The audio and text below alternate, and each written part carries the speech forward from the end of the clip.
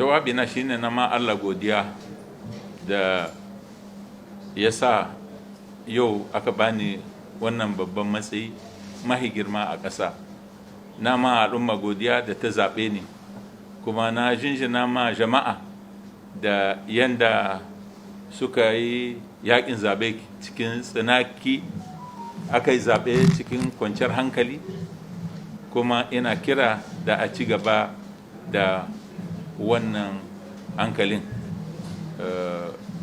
Wannan ya nuna cewa lalle al'ummar Niger ta amince da demokrasiya, da tsarin demokrasiya, da sharruɗa da dokokin demokrasiya.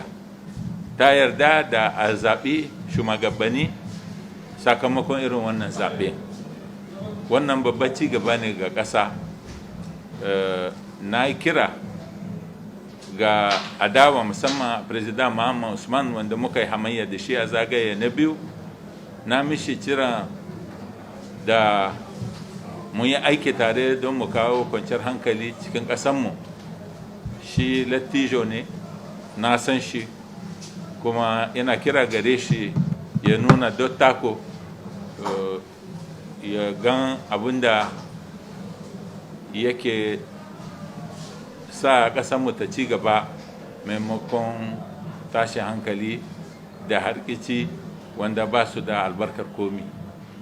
Na ma jam'iyyu wanda suka mara mini baya godiya da gudunmawar da suka kawo mini, wanda sakamakonta ita ce wannan nasarar da na samu.